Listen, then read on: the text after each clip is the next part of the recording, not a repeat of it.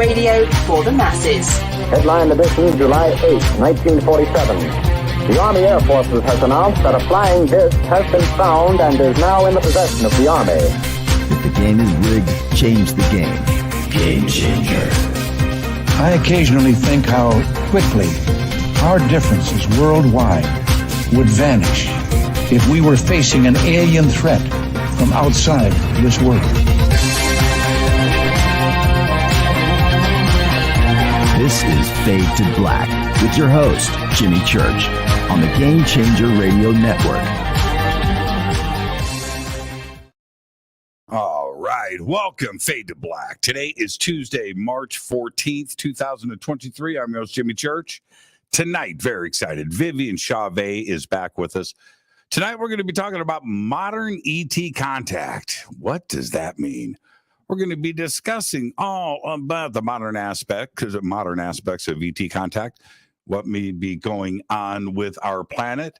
Originally from Canada, Vivian is an internationally recognized for her inspirational life journey as an advanced Arcturian hybrid.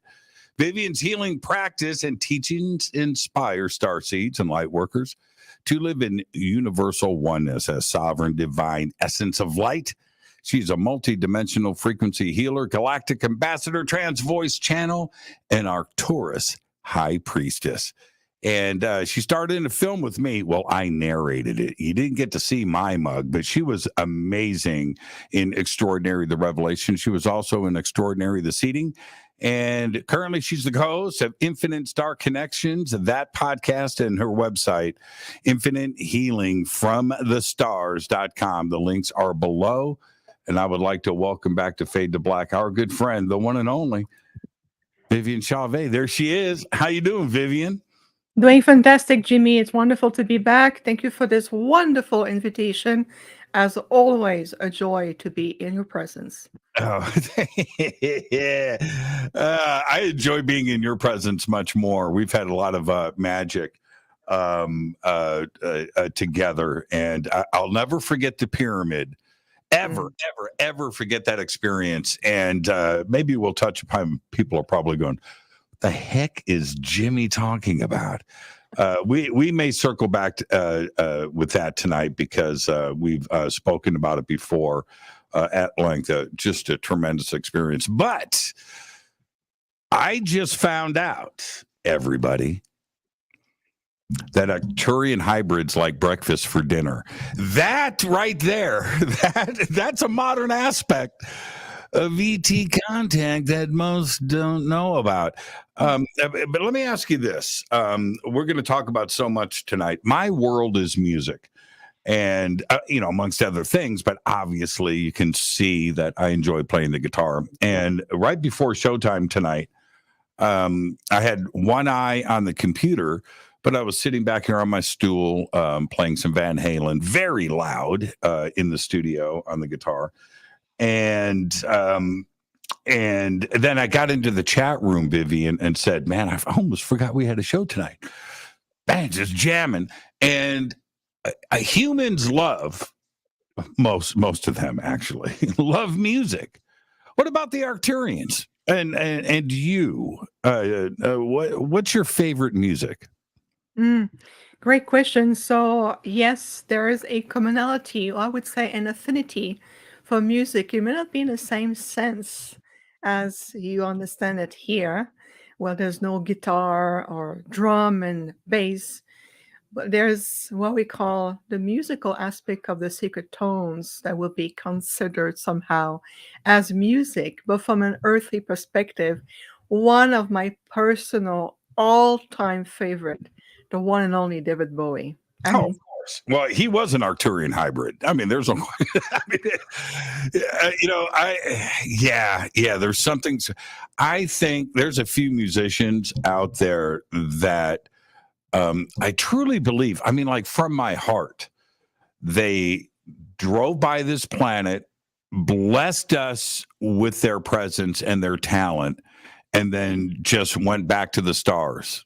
I believe that. And Bowie was one of those. He was very, very special and unique. and changed things while he was here. So yeah, was he Arcturian? I mean, I thought Uh, that. Wouldn't well, that- here's the fun synchronicity as you talk about David Bowie and the way you talked about those who come, implement their gift, and leave. When you were saying that, I literally saw right above my computer a bright orb of light, just a flash coming in, telling me, yes, here's my essence. I'm sensing that David, from his soul ancestry, I'm not feeling a direct Arcturian energy for this lifetime, although the life that he had, but I feel like something ancient in terms of, other galaxies, other multiverse, maybe a parallel or some kind. Very unique individual, and I always recognize the star seed in him.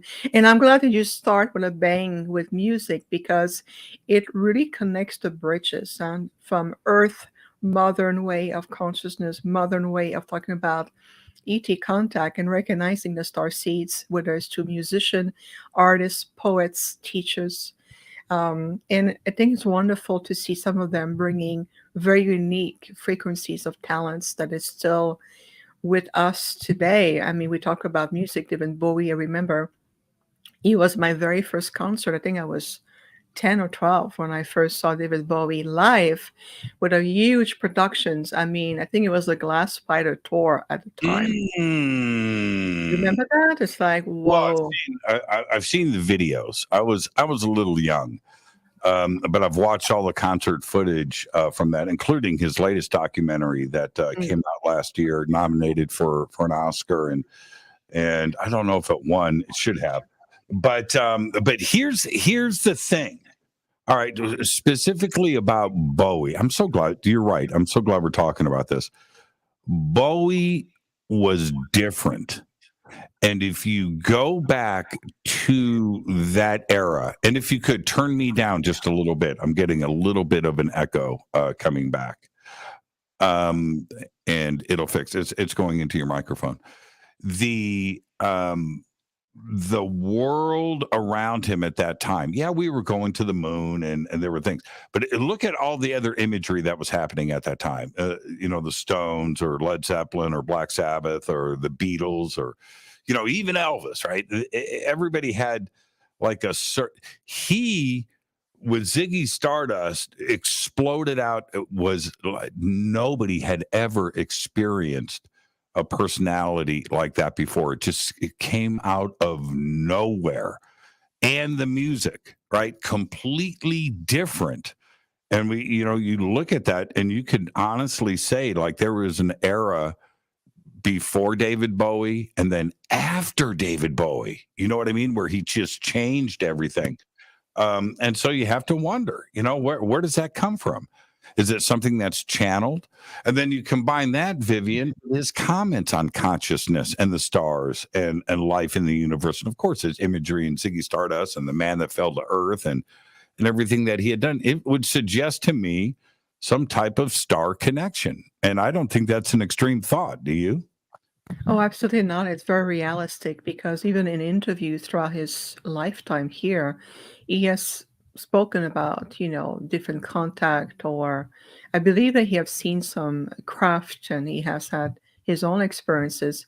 But at the era that he brought in, that it's almost like it was a declaration of sovereignty already for the star being, the star seed says, okay, look at me. I fell out of the sky, so to speak. I come back here and I'm going through musical artistry, really explain that throughout an entire career.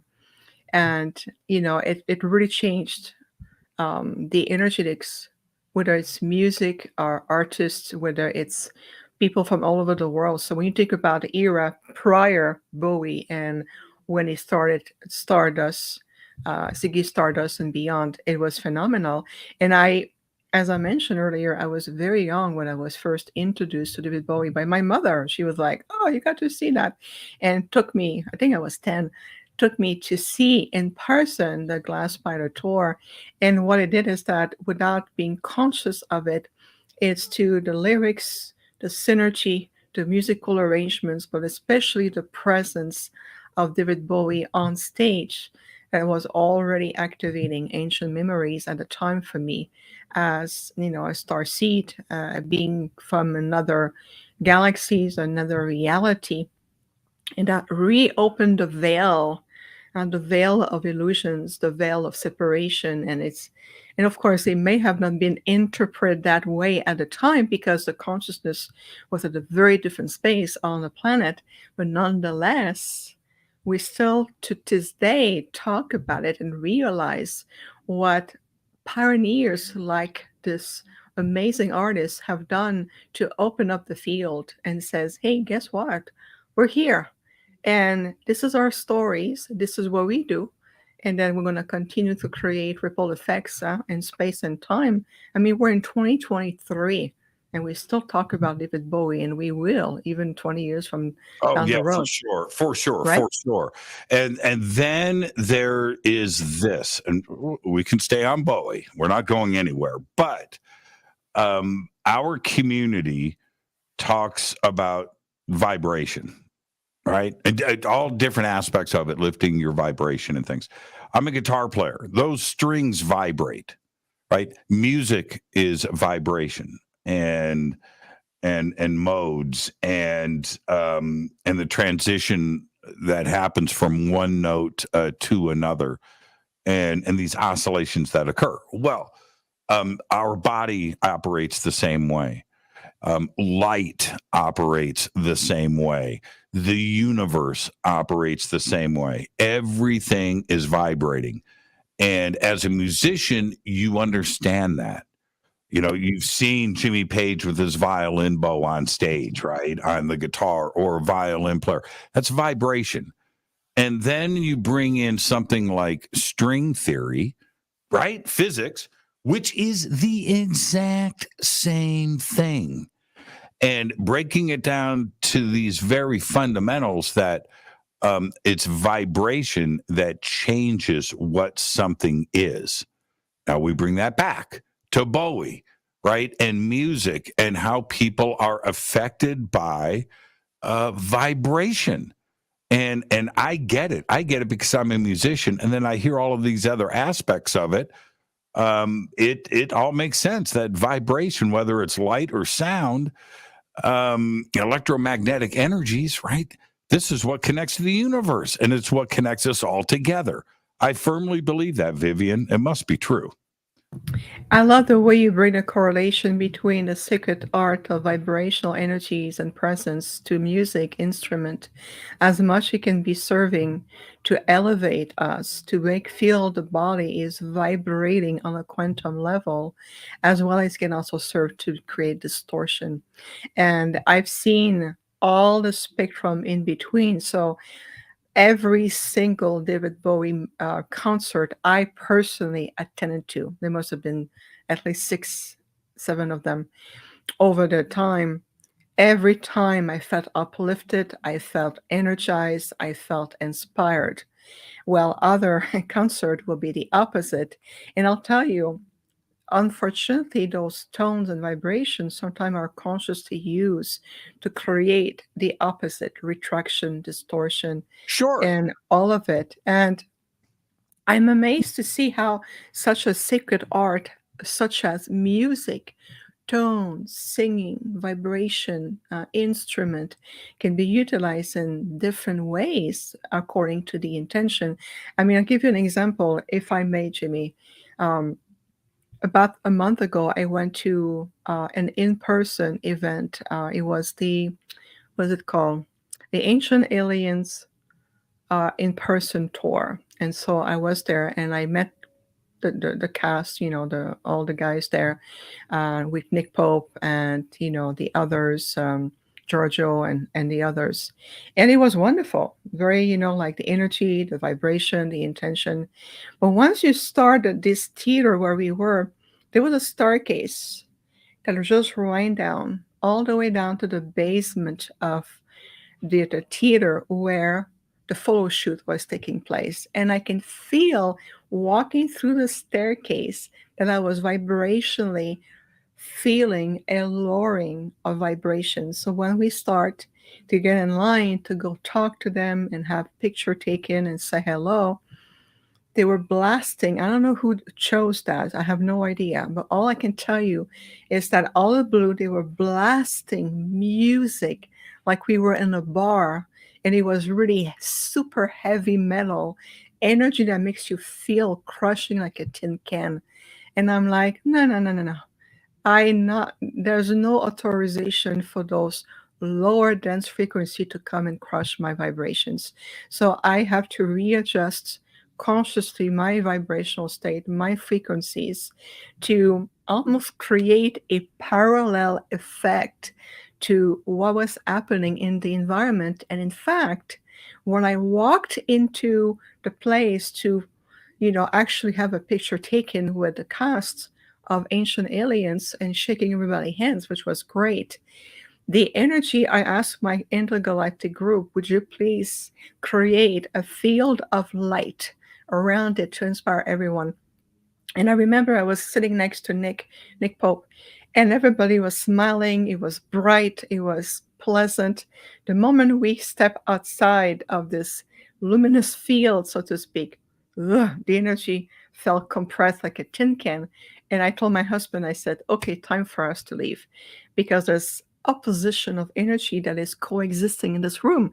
And I'm like, what a fascinating experience. But again, through music, just opposition. Isn't that fascinating? It's something that I absolutely recognize. Okay, there's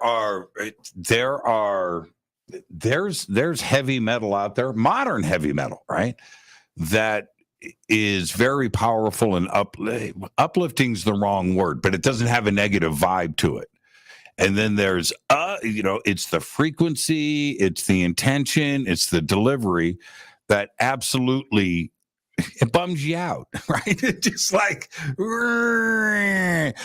and somebody said to me once, this is a pretty famous producer, and I was mixing an album, and I was playing him in the studio one of my tracks, and he said to me, "I'm not tapping my foot." I said, okay. And he said, so if my body doesn't naturally react and I'm not tapping my foot, you've got a problem. It's not the song. It's your tones. It's the way it's mixed. Go back and take another crack at it and play it for somebody else and see if they tap their foot. He goes, as a matter of fact, if you want to test anything, when you play your stuff, don't wait for them to say something. Just see if their body naturally reacts. I never forgot that, Vivian, right? And that's exactly what you're talking about there, right? You were naturally reacting, to the music. And if it hits you that way, you're never going to overcome it. Oh, no, absolutely not. And you're right, there's an organic response to the body consciousness, to the rhythm, the energy, the tonality behind it, even a rhythmic response through the body. When music comes, it's almost like, for me, there's this waves of energy that just move through me like a spiral. I may not tap my foot, but you can see it differently through that little waves of movement. If I just stand going like this, like almost like Spock looking at, that's because the energy is completely opposite of my field, and I'm like, we're just coexisting with that music. But I love what this rather famous producer told you, because that's mind goal right there. Yeah, 100%. Now, okay, let's talk about music and the Arcturians and the arts, maybe even comedy, maybe food. If you I imagine when we hear somebody talk about the inside of a craft, you know what I don't hear about? There is a void of artwork hanging on the walls, aesthetics. I never hear comments about music playing in the background. I always hear about this clean, sterile, quiet environment that is literally void of nothing. And if you're going to, now that's that. I'm not talking about traveling the universe by folding space and you're out there a billion light years and you travel in 1 second. You don't care about playing Van Halen on that ship, right? You're not worried about that.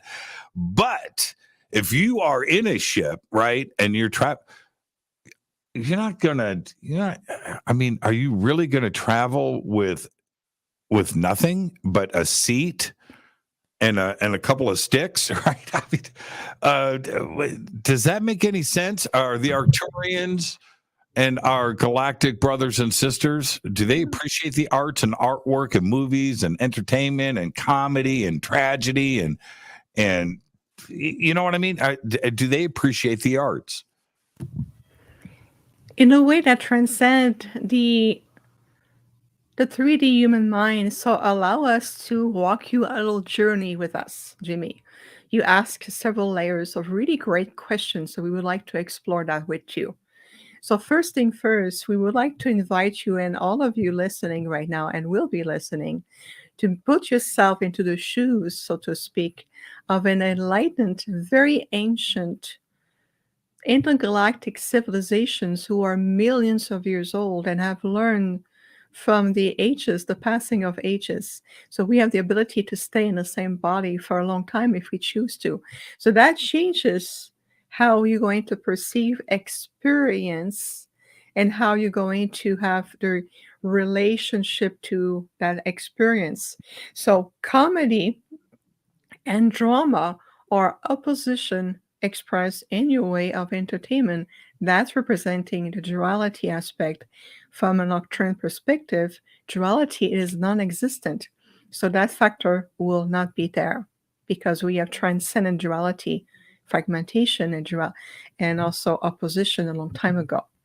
Now, what we found fascinating is to watch in what you call entertainment of the mind, that you overall, Earth human like to explore those opposition of make me laugh, trauma, make me cry, and engage in a vast spectrum of emotions. We find this very fascinating in terms of how you call it entertainment. We call this reconciliation of paradoxes within a frame of experience. Now, do we have music? Not in the same sense as you think of it, but we have sacred tones. So the organic conscious assisted ship that we have will vibrate or if you want, at a certain vibration.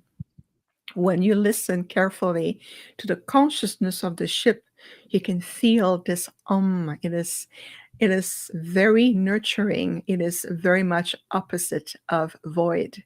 It is fulfilling. There's a sacred tonality or sacred to it. And yes, the walls, as you perceive them, after time has invitation to either light language encoding or secret scripts on it. That is also in the form of vibrational communication that we utilize because everything is created through thought form. So when we pilot ships, as you call it, or navigate through the multiverse, it is through a series of complex thought projection assisted with different form of really advanced technology and remaining in harmony with the craft itself.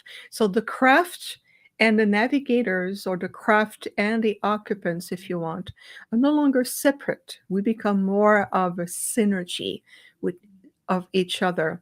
And how do I know all of this? It's because I got to experience it. And I love that gentle In fact, even here on the earth, I sleep with a little sound generator that loosely, I do say 3D, loosely recreate that gentle because it brings me back in that space. And to me, it brings me back also to Creator, the prime sound, the energy of what we call the void. The void has a sound or tone and omnipresence. And we are very close to that just in our own different way, if that makes sense. It makes perfect sense. So two questions, same question, just the opposite. But are we going to evolve into that? Are we going to, leave music behind? Number one. And number two, did the Arcturians go through the same evolutionary process where before they are of this elevated presence, were they Stone Age man like us, right? Still, if you know what I mean. Yes, I know what you mean. Maybe not at that level. However, like any intergalactic enlightened civilization, I can assure you, Jimmy, that there has been an evolutionary process. No, absolutely evolutionary, and meaning understanding from mistakes, history. When you can live in the same body for 800-900 years old or 1,000 year, you perceive life in a whole different level that we in this body here. It's like when you're 80 years old or 100 years old, you go like, whoa, this is old. I mean, you really lived a life 100, but to us it's a blink of an eye, it's done. Our youngster will be 100 and we consider like young children. So it's just a perspective in terms of quantification of how you perceive the passage of time through age. So yes, we do have evolved, maybe not in the same root source as Earth human have, but we do have our own history. When it comes to music, arts, sacred expression, that too will evolve with you. That too will evolve as you are elevating your senses. Can you imagine for a moment to be able to perceive to your multidimensional sensory points, to be able to perceive angelic music, so to speak, or choir of tones? And I'll tell you, how do I know that? Again, it's because I got to experience that too. And in 2015, when I had an almost nearly death experience to an almost fatal car accident, one of the things, the gift I have received is the presence of a choir of angelic being who came to me, and they woke me up like really early in the morning, maybe around 5 a.m. our time, okay? And I could hear the vibration of celestial tones, almost like voices join that was singing the praise of a very high being. And I opened my eyes, and they said to me collectively in telepathic communication, they said, "We are here to announce the sacred presence of this elevated being who wish to connect with you. Do you accept?" I said, "Yes, I accept." And so the tones, the singing, so to speak, continued for a while. And then when it subsided, what was left in my room with my eyes open as I see you now, was a tall silhouette of golden shimmering light. And this golden being introduced itself, and he told me that he was one of the archangels who pulled me out of the car. And I asked to be introduced to those who have come to my aid so I can properly thank them. And I made this being a promise, and I kept my promise. But those tones, Jimmy, are, ever since that day, I'm like, can I please listen again at the same tone without putting my life at risk, and still being able to listen to this most celestial, delightful music or tones or singing I ever heard in my life. It was absolutely phenomenal. Did you get to hear it again? Not since that day. Yeah, same thing happened to me. That's why I asked. The same thing happened. I'm still kind of pissed about it, actually. Yeah, right. So I'm in the hospital. I'm not going to drone on about this woe-is me thing, but I was in a coma for 4 days. Okay, I was in the hospital for almost a month, 29 days. But the first 4 days, I'm out, and what was happening to me in the physical, I wasn't there. I didn't witness it. I found out about that from the nurses and doctors much later after I came out of the coma.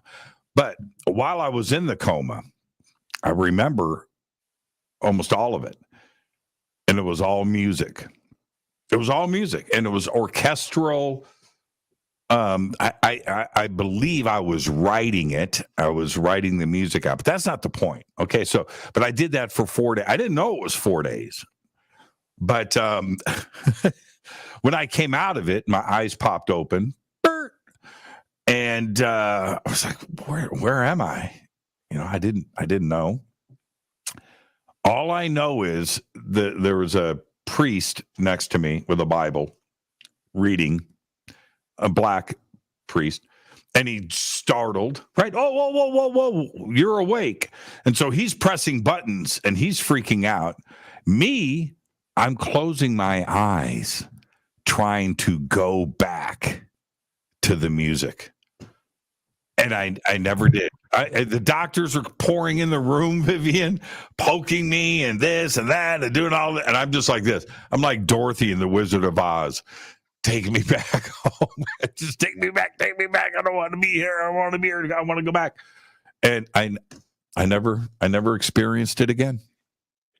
I feel you. I feel every single word. And I can see you coming back and going, "Oh, okay, nice to see you all. I'm going back." And they said, "No, the goal was to bring you back in that way." Same thing was they safely brought me back. And I was in my bedroom alone where there was no doctor poking me, no hospital, in my bedroom when it happened.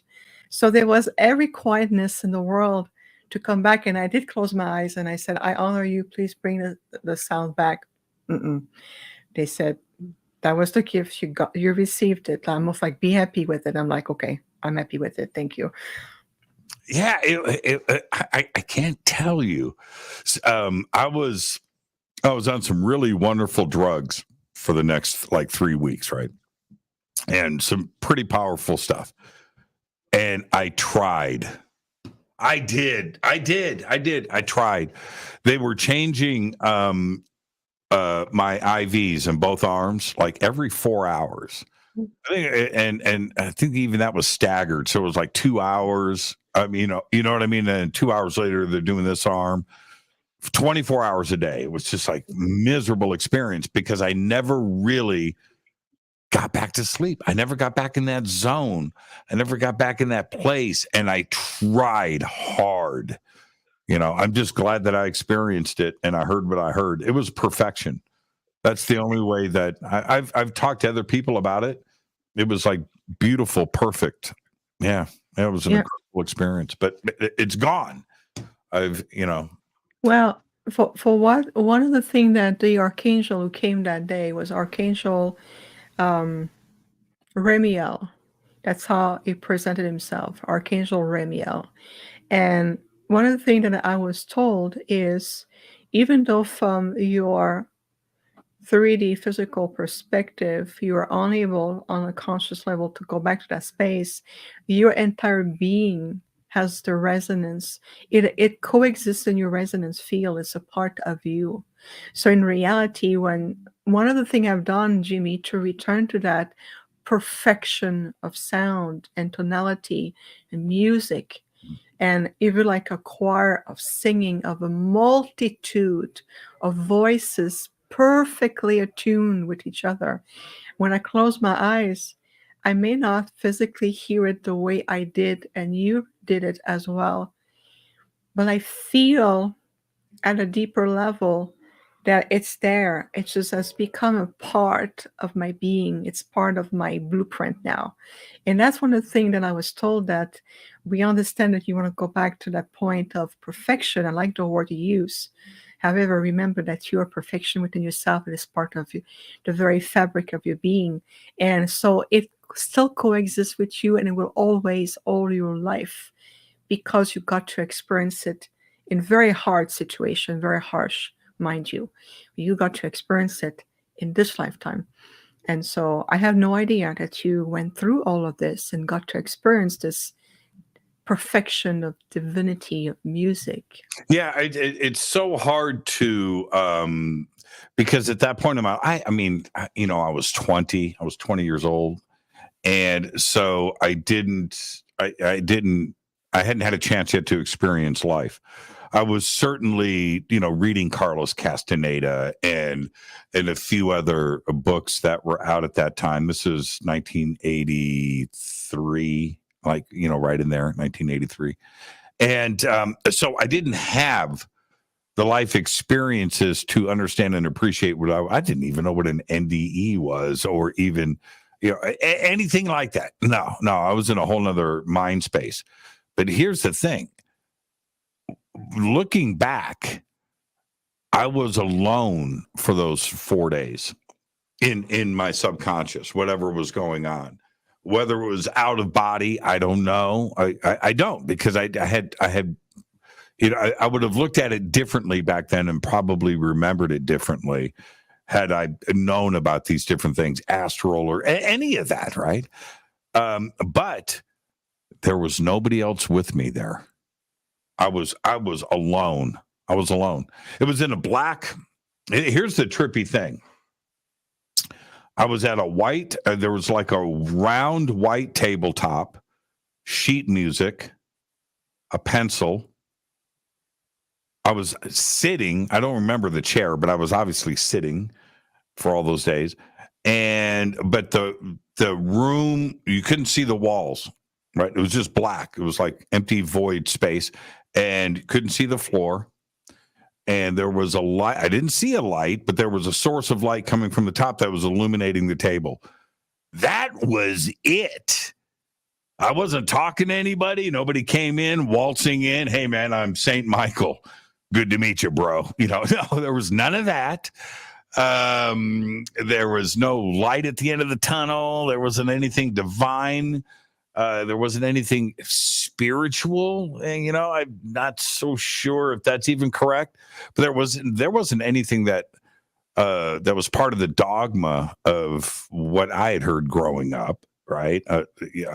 What heaven on, or what? No, none of that. It was very strange. Yeah, very strange. But I rather enjoyed it. I gotta say, I did. It was a pretty cool time. It was perfect. That's the only way I can explain it. It was just perfect. It was fun. I completely get it, Jimmy. And what you're describing is also what I've experienced with loved ones who have passed on, which is different than you because you were still connected to your body. But I have experienced the transition of souls from loved ones. And what you describe, it's almost like a midway. It's more of a deeper projection of either on a deeper subconscious or to your super consciousness of the perfect place. It's almost like a mid station, where the soul go back to readjust to different reality, readjusting.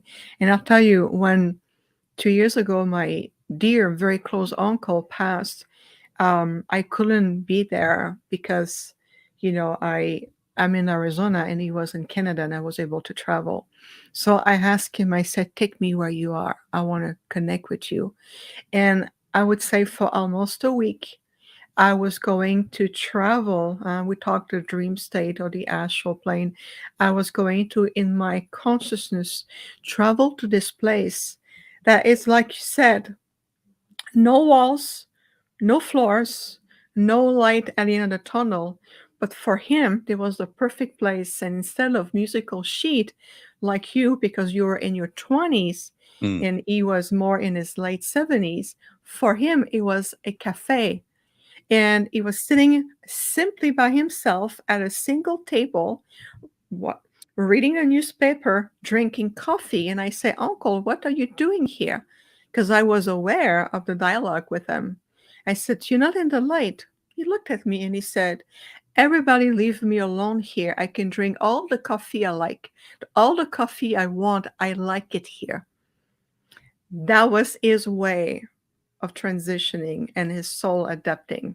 He moved on eventually because I saw him again and he showed me that he moved on from this midway, this transitional place. So I feel some degree of correlation with your experience, except for you would have never moved beyond that point because you were always meant to come back in your body. And it's just... It's kind of like that cruise we're going on. all the coffee and food we can eat, right? Yes, yes. Well, in fact, they were going on the cruise. I saw my uncle. He said, "You want to come with us?" And I saw a label says "Cruise for the Dead." I say, "Uncle, I'm still in a physical incarnation. I'm not allowed to go on that cruise with you, but I'm allowed to go on the cruise with you, Jimmy, because that's the one here in this reality, and that's going to be awesome." You know, we're going to come back to this, but where we are in the conversation. But here's the thing: this cruise, obviously you're going to be speaking, you're going to be presenting, you're on one of my panels too as well. I'm excited about that. So we get to share knowledge and learn and do all of that for 7 days with just so many amazing speakers and presenters, but it's the people that are going to be attending that we get to hang out. There's that, right? And the concentration of everything being on the boat where we can be together and we can eat together and just go through this journey, because you come back off of that cruise with so many new friends and shared knowledge. Okay, so all that's great. To me, that's not the best part. You know what the best part is?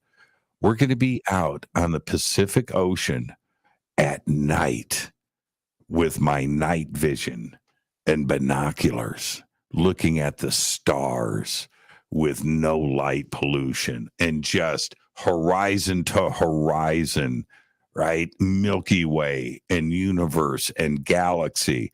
That is going to be astoundingly awesome. And that's the, everything else is great. It's going to be great. I get to hang out with you every day. Are you going to bring your pyramid? What? Not on the cruise. We won't be able to have it. No. What? That's okay. Rules. We can bend the rules. Well, I don't know. We'll have to ask Susan and the Royal Caribbean International Cruise Line authorities to say, "Hey, can we bring a 7 feet tall by 4 feet wide copper pyramid, please, on board the ship?" But that's to be continued. We'll see. Okay, all right. If I've got to use my sphere of influence, I'll pick up the phone. Jimmy, if anyone can make it happen, it's you. So I have every faith in you. But you and I are going to be out on the deck with the stars and the heavens above us for 7 nights, 6 nights. I cannot wait for that. I think it's 7 nights. Everything is going to be fantastic and great, and the shore excursions and the boat is beautiful. The people are beautiful. The people that I'm so happy about that. But just thinking, I'm getting what's the word? Emotional. Because I love being out underneath the stars, but when you're out like that, where it's just you and that's it. There's nothing else in between or around you. I can't wait. It's going to be awesome. I'm bringing all of my gear. That is absolutely phenomenal. And what we say, as above, so below. Check this out. We're going to be on this phenomenal cruise line on the Pacific Ocean. So we're sharing an endless vastness of oceanic energies that are going to carry out all the intention, the energy, the vibration we're going to co-create. In addition to be on the deck at night to look at the vastness of the infinity of the universe that we are part of. Now that is creating as above, so below, and how we're going to be able to, just really explore. I mean, the possibilities are endless. And when you were describing this, Jimmy, I projected an aspect of myself already on the deck, and I could see. And I told my team, I said, "You better be there." And they said, "Of course, we go everywhere you go." So I can already feel the omnipresence of my group there. And, we have to call in friends. I always said, when you call, we talk about contact ET, modern ET contact. Always remember that you connect with the enlightened, spiritually oriented groups. That really allows you to have the best, highest level of communication. And I mean, we're already there. It already exists, Jimmy, and it's going to be coming up very soon. It's in April. It's next month. Yeah, it's in 2 weeks or 3 weeks. 3 weeks. What are you going to present about? I have to double check because as of lately I've done so many presentation, but I know I'm going to do a private Arcturian holographic group healing for those who subscribed under my name. So that's my little bonus for them. And I'm going to be doing, I believe, a lecture and a workshop. Lots of really powerful activation. I want to work with the DNA. I want to work also with the celestial blueprint, the universal time matrix, and also a planetary activation, especially underwater, creating the energy from oceanic resonance and allowing the water to really resonate like tones.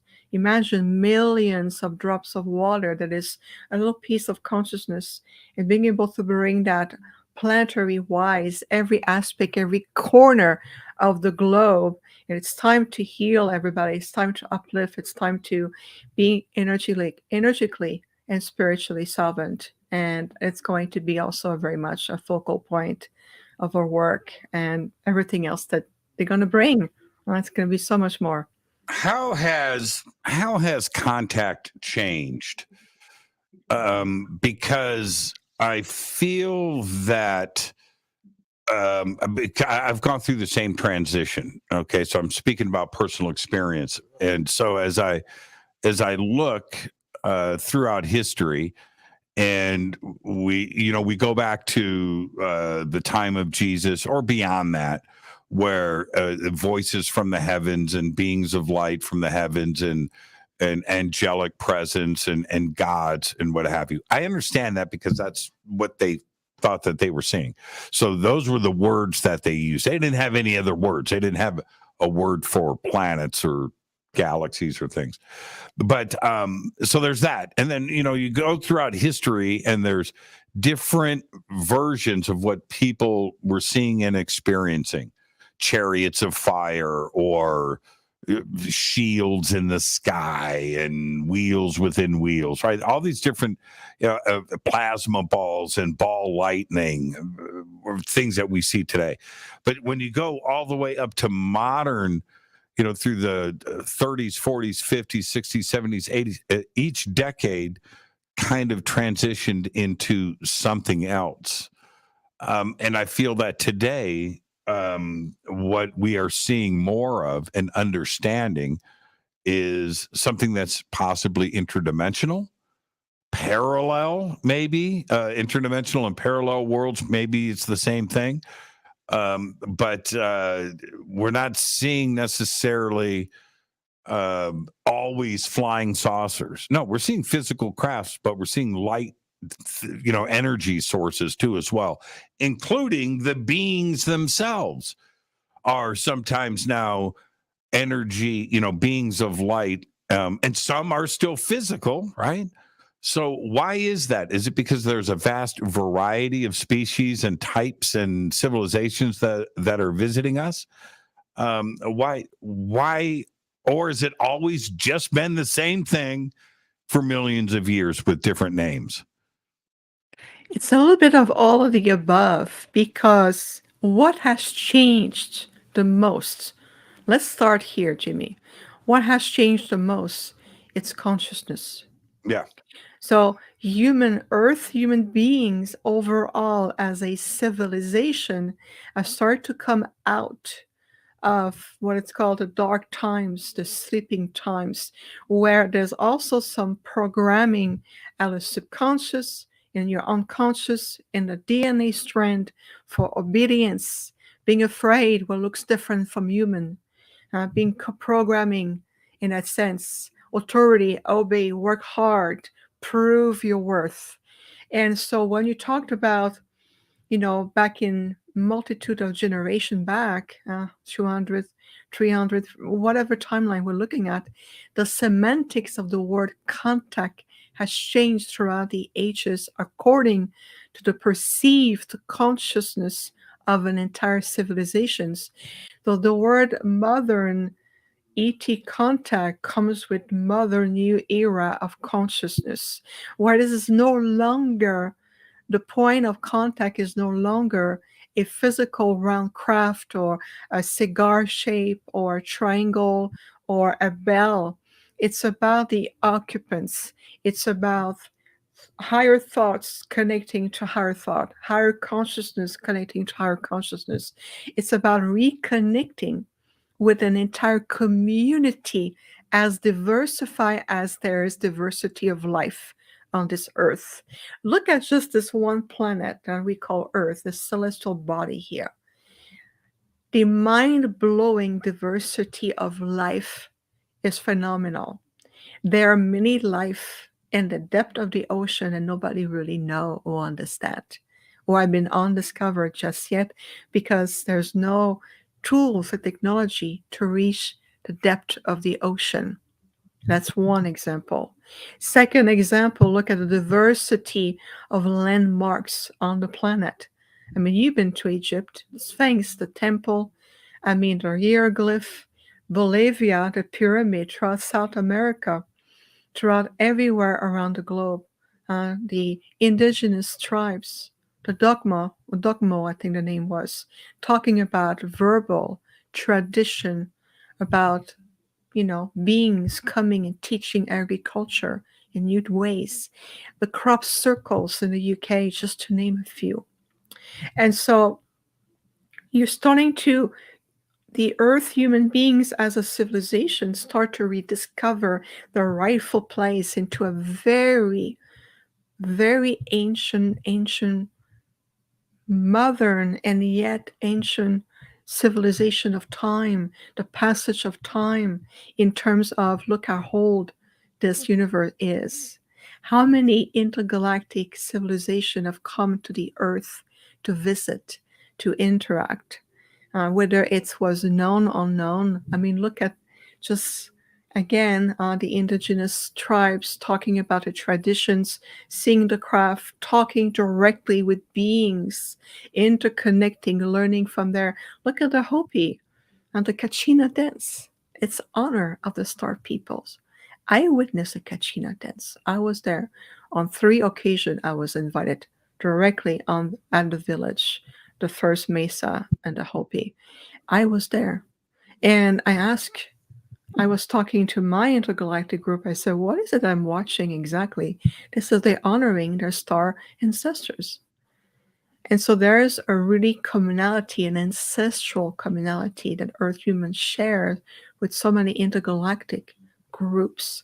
So the meaning of modern rediscovering your heritage, that it start to awaken even in the complexity of your DNA and the quantum field of memories of your DNA, your blueprint, the history of the Earth, Mother Gaia, known as Mother Terra, the history of the solar system, the history of the many galactics, whether you come from a parallel or you come from a future timeline.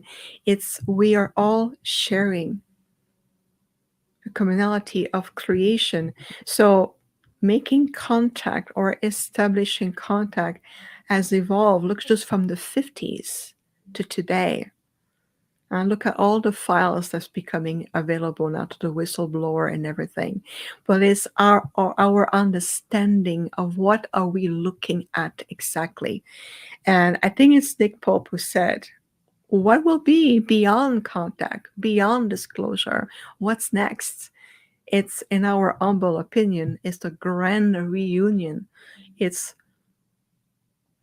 the human race taking their rightful place in the universe as it should have been for a very long time. Well, yes, and I mean, brilliantly said, and I believe in everything that you stated. But here's the deal: you bring up the Hopi, or we can talk about the Egyptians, or the Mayans, or the Olmecs, or Aztecs, and anybody from Asia and Australia all the way to Northern Europe. It doesn't matter, right? All over the world. Our version of us is at most 200,000 years old, right? That's it. So 200,000 years, that's nothing. That's nothing in the size and the scope and the age of the universe. So what could have been visiting this planet 1 billion years ago? 1 billion. right? Coming by, checking things out. They see the dinosaurs. They see the plant life. They see the flora. They see the fauna. They know that life exists here, and then they split, right? It's cataloged. Our planet's given a number, right? And they come back and check on us, and come back and check on us, and how many times and how many civilizations has that happened with visiting us? I would say tens of thousands of times. In maybe a million times in the distant past. How many of them have interacted with us in this small sliver of time of the last couple of thousand years? What I would call modern history, since hieroglyphics, in writing and Sumerian tablets and things, the painting on cave walls. Well, now we're looking up. So how do we identify with them? I would say that most of the depictions that we see in petroglyphs and cave walls and comments and historical writings and even things like the Bible are all referencing this, right? That's what we see. That's what we see depicted by the Hopi, right? Kachinas, the ant people, the Aboriginal aspects of this, right? Every culture. I'd say it's right there in front of us, Vivian. The contact has always been there, hasn't it? It always has been. It's always been a natural phenomenon that it's been rediscovering from the lenses of higher understanding, that no matter how old or young a civilization is, and even prior to its conception, at a soul level, you are very internal, infinite beings. So prior from looking at the seeding of a planet that you call the Earth and the evolution of an entire civilizations that may have been accelerated in the state to reach the point of where you are, perhaps, and there's a thought here, perhaps there was no need to take thousands and thousands and thousands of years. Perhaps what you refer to at the sliver of, let's say, 2,000 years, we know time fluctuate, was all that it needed to bring an entire planet to a point of most historical importance that we are right here, right now. And if you look, you agree with that, beautiful. I'll push it a little bit further. And perhaps, again, food for thoughts here, that one of the great purposes was to illustrate or to become a point of example in space and time to assist other civilizations or other planetary systems to bring in to their next level of evolution. So we're looking at, beside the Earth and the contact point and the modern time here, that time frame, we're looking at a cascading ripple effect of evolution that resonated deeper that we can perceive. So that's why we bring in a bit more deeper at that level. And that also, if you feel in your heart, everyone, for a moment right now, this is what we call higher calling of the soul.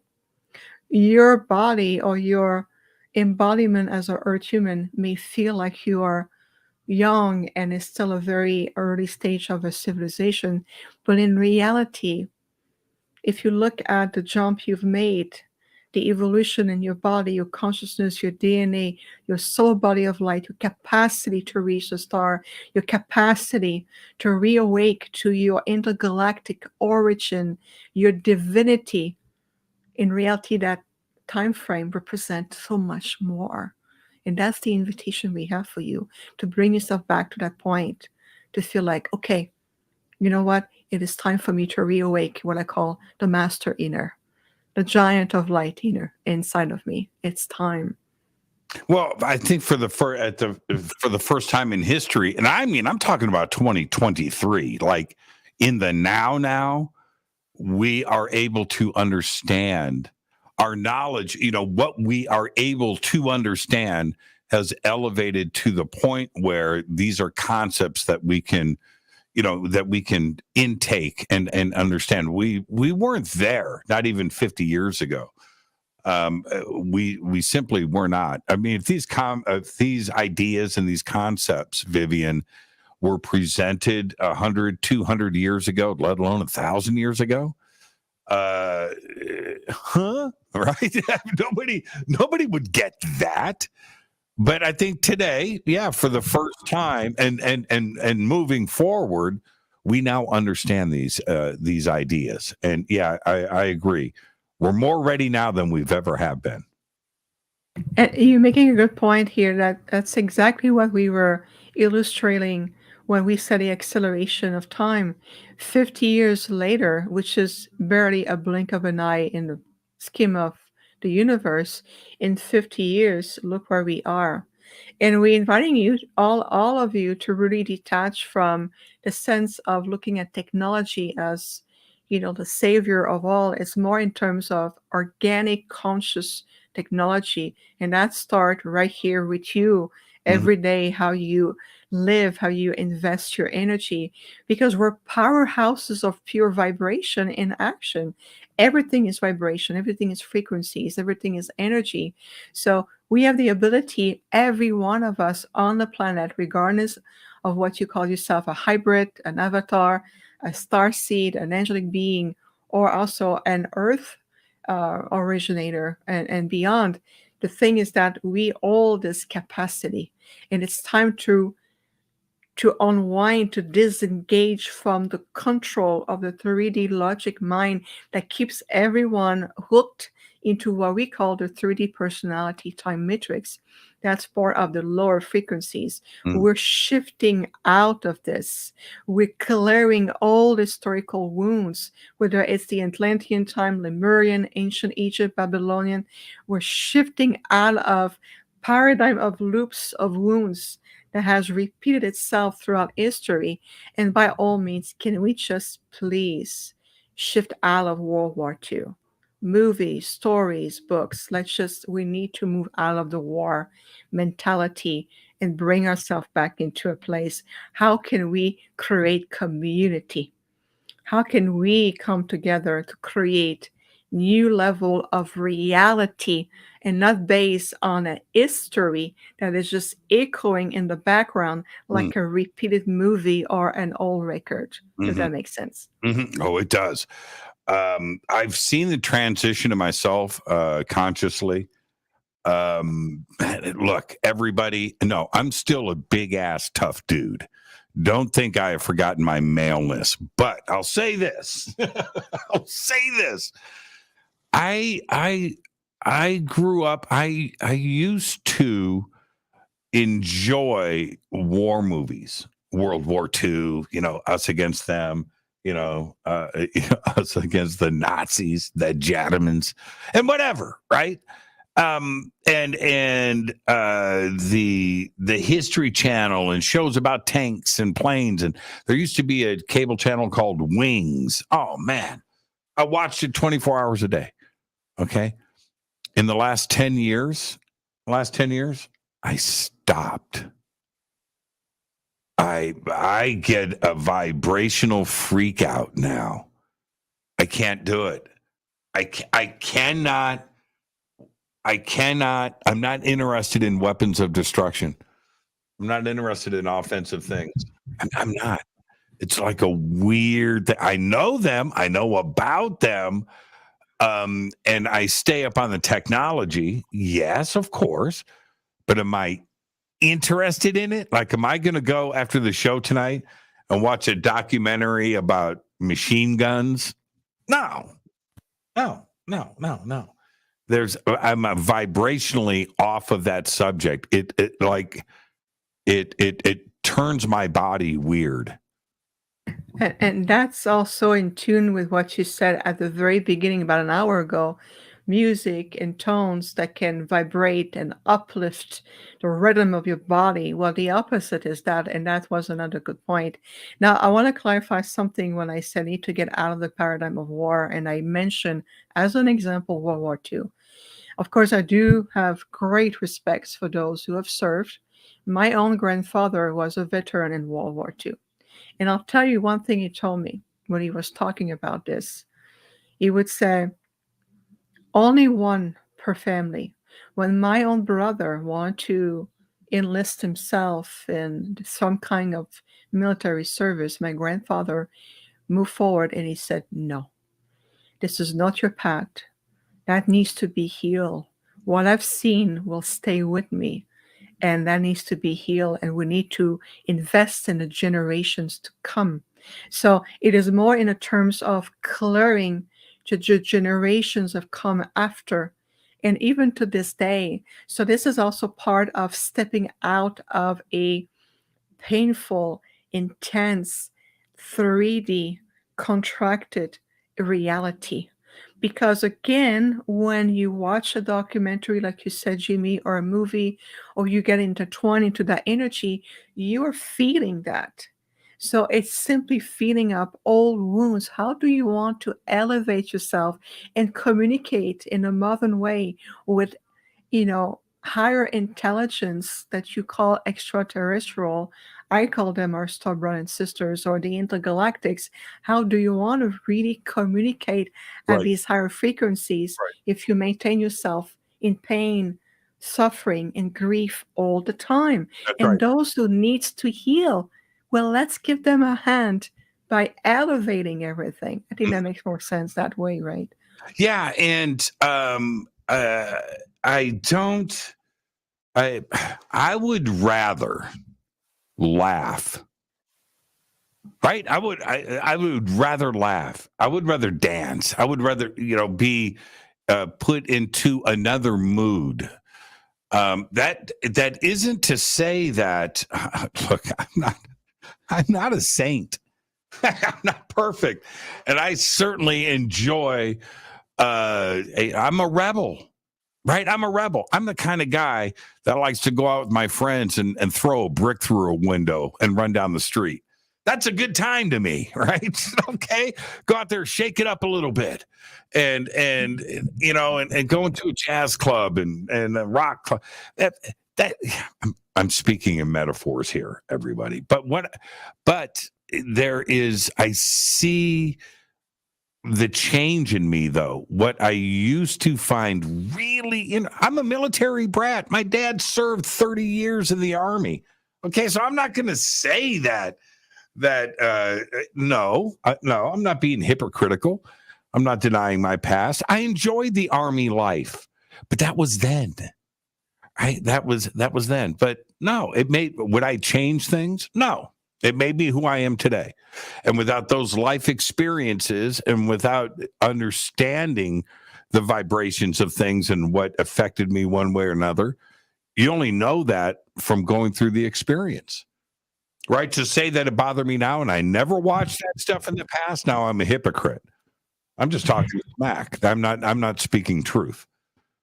Well, and again, you are illustrating another really good point, is recognizing the richness of your experiences, recognizing what it has brought you, extracting the best of it without having you being trapped in the same paradigm, repeating the rest of your life over and over again. That's another way of coming out of the wheel of incarnation, is to learn the lesson, extract the wisdom, say thank you for the teachers, the role that have played, whether you have a military background, whether you have, a background in other fields, whichever that is. It's the secret. That's the point that we're making today in relationship to modern ET contact, is the need for humanity to step out of the frame of their past history. Otherwise, we perceive the intergalactics, we look at the energy coming from the earth, emotional energies, mental energies, thought forms, and we can see that overall, out of programming, Earth human beings have a tendency to repeat the same patterns and yet wants to have change of purity and elevation and one able to telepathic communicating and heal yourself. And we say, yes, all of the above. But first, let's heal the past. Let's say thank you. Let's move forward together. That's pretty much the essence of what we're saying about that. Yeah. Well, let's take our break right here. I'll say this. The Dalai Lama, I bet you he would chop it up. I bet you he'd throw a brick through a window just once and run down the street and then laugh about it. If you say so, Jimmy. Yeah, let's take a break right here. Okay. This is Jimmy Church of Fade to Black. Please visit all of our sponsors. We're taking a quick break here. All of the links are below. And we'll be right back. Hey everybody, it's Billy Carson, also known as Forbidden Knowledge. I want to talk to you about a very special event coming up July 30th, 2023, the Forbidden Conscious Awards. We're going to honor people who have been contributing to the conscious community for decades. People that you know and love that have helped you get to higher levels of thought and consciousness and awareness. It's going to be a live in-person event, but seats are going to sell out very fast. You want to make sure you're there in person, and guess what? You can help vote for the winners. Voting is available on forbiddenknowledge.com.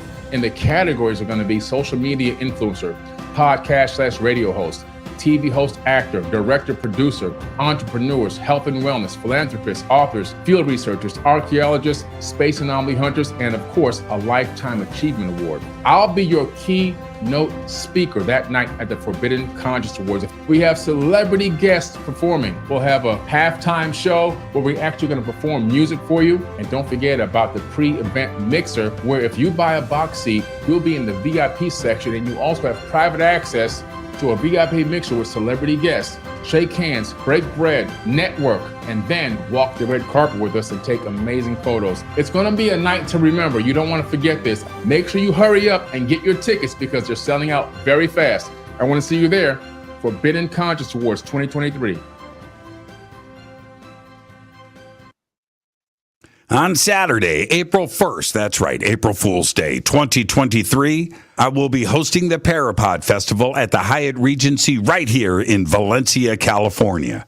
It's a live one-day podcast awards. It's a film festival. It's a full-on media event. We're going to have sky watching. There's going to be a Lifetime Achievement Award presented to Linda Moulton Howe. Right now, you can submit your podcast, your film, your TV series, any of your paranormal media for consideration. You can do all of that on the links below. For info and tickets, go to parapodfilmfest.com. That's parapodfilmfest.com.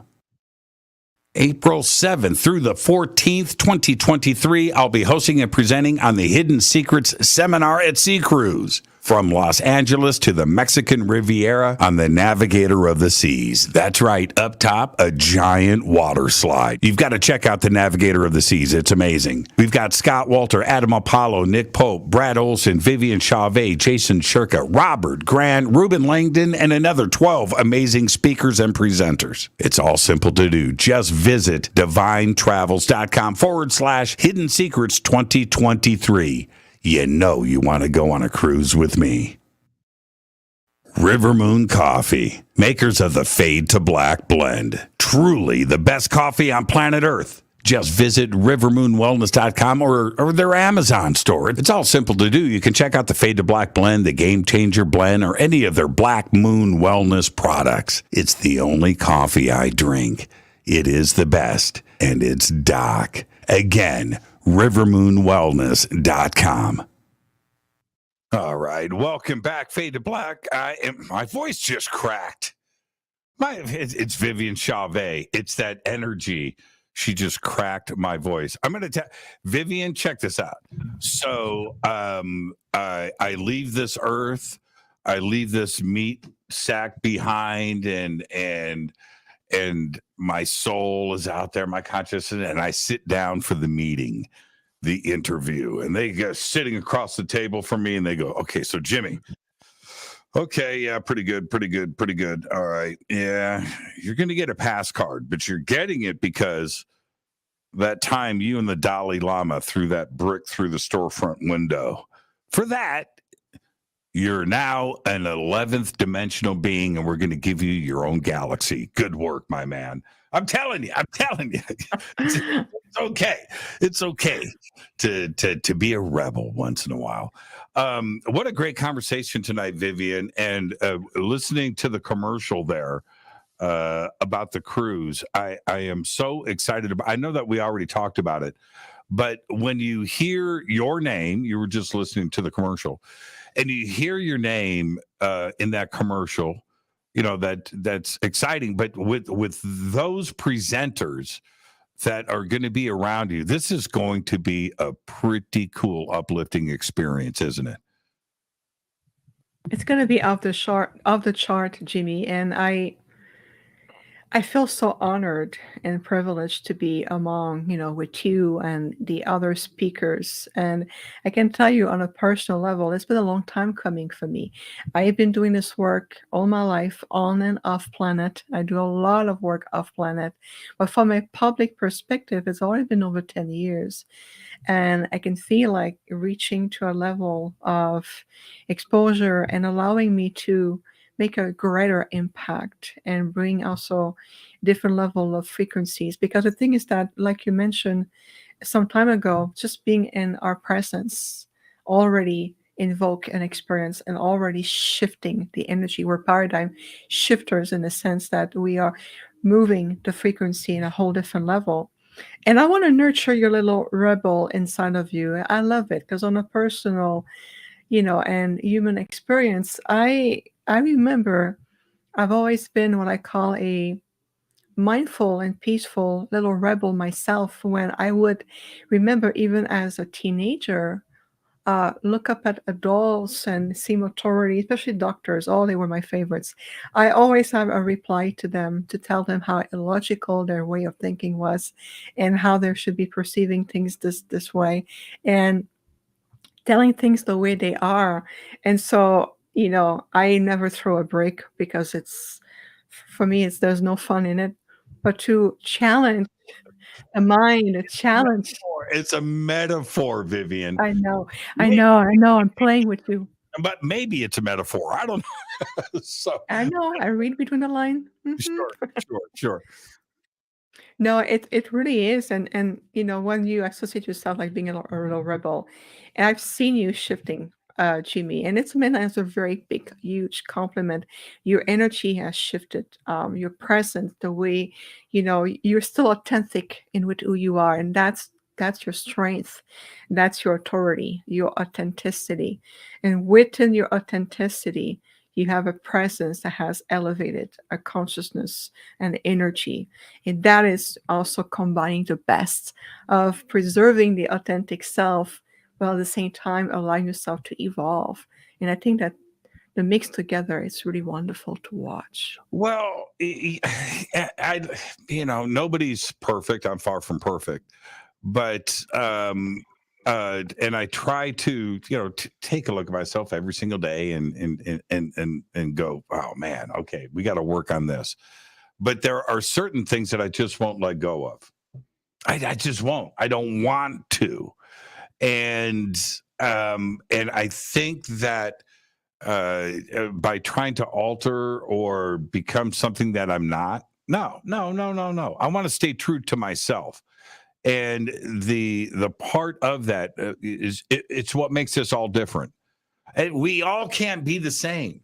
We all can't be, this divine, perfect thing, this spiritual being, because then we're all robots and we're not individuals anymore.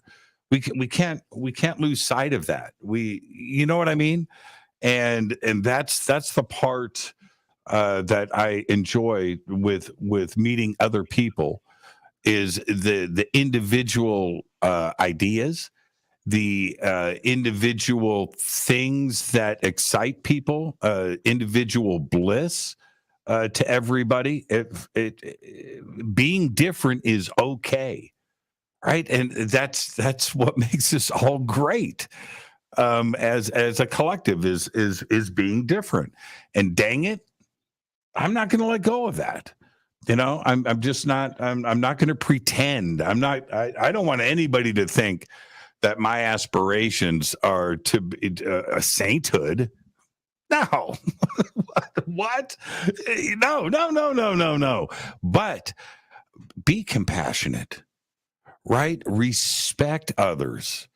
and accept others and help others. Absolutely. Be the rebel you want to be, but be compassionate, and understand. Here's we hear one message, coming from you and others out there, contactees and those that are able to communicate. We hear one message that resonates over and over again, that we have to learn how to love everybody on this planet. And you said something at the beginning.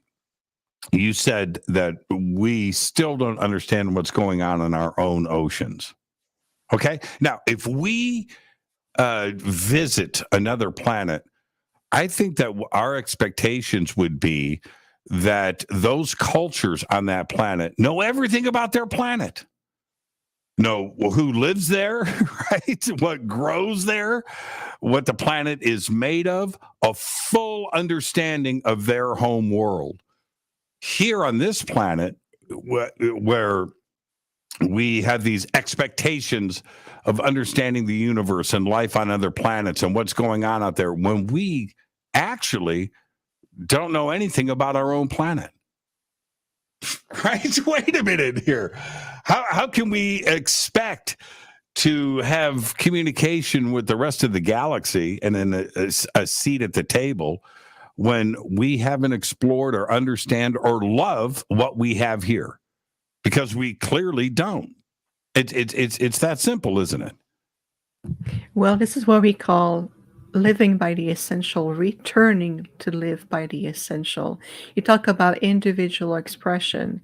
Within the Arcturian civilizations or culture, if you want to call it this way, we do embrace the individual expression of a soul within the unification of the collective. So no one is a robot, no one is cast in a mold against their will. It's quite the opposite. It's the nurturing of a soul at a level that it needs to be nurtured so it can evolve and blossom into something more. This is already much part of our philosophy. So this is applying the same concept that you illustrate so well from a human perspective, which is great. And we're just adding different depth to it. From an intergalactic perspective, we say, yes, explore, recognize, enjoy your own individual expression, knowing at the same time that you are part of a collective, of a community. That's right. And that is the difference, Jimmy, from moving from how you perceive yourself from a 3D density perspective, very much ingrained in personality, trait, what I like, what I don't like, habits, traits, and all of this, versus that I have learned from this individual expression. I retain some of the aspect of it and I like, and I feel it's still serving me. And I'm start to elevate to the understanding that I'm part of something infinitely bigger, complex, ever-changing. And so the earth that you're rediscovering now, you're allowing this being, this conscious living being, to also evolve, and allowing all of you, all of us, to rediscover, and we do say the word rediscovering here, to rediscover the true aspect of its history as it is encoded in our archives. When I say I'm referring to Mother Gaia's consciousness, the Earth archives. Right. So this is why even the ancient sites all over the globe are shifting vibrationally. The ley lines of moving, the grids are becoming more immense. And then so as you are still in your authenticity, allowing a more elevated expression of you, you're going to start to be able to decode what all those sites were about, points of history that has been there all along, simply masked over by the destruction of the lower mind, entertainment industry, movies, stories. Everything is behind the old structure, belief system, patterns, entanglements. When we start to get releasing ourselves from these entanglements, we start to see, whoa, wait a minute. Are you telling me that the true story of this earth within the solar system and within a multiverse, it's been here all along in front of us? And the answer is yes. Ancient paintings, flying saucer, we talk about at the beginning, in paintings, Renaissance, reference the halo that the saint have. What do you think it is? It's the light body. There's nothing mystery about it. Yeah, that's exactly the point. And we as humans, I think that the consciousness and the ability to understand what it is definitely separates us from everything else. And for us to be able to have this conversation, right, about the life throughout the universe, that's a crazy conversation to have. You think about Plato's cave, right? And what that represented, right? The humans that were living in the cave with their back to the entrance of the cave and facing the cave, that was their world until one day they were told to turn around and walk out and see what is out there. In my garage for about a year, I had a black widow spider that lived in, Christmas wrapping paper, right? The tube, right? Lived in the tube, Plato's cave, right? So I would go out there and I would see her. She got pretty big, right?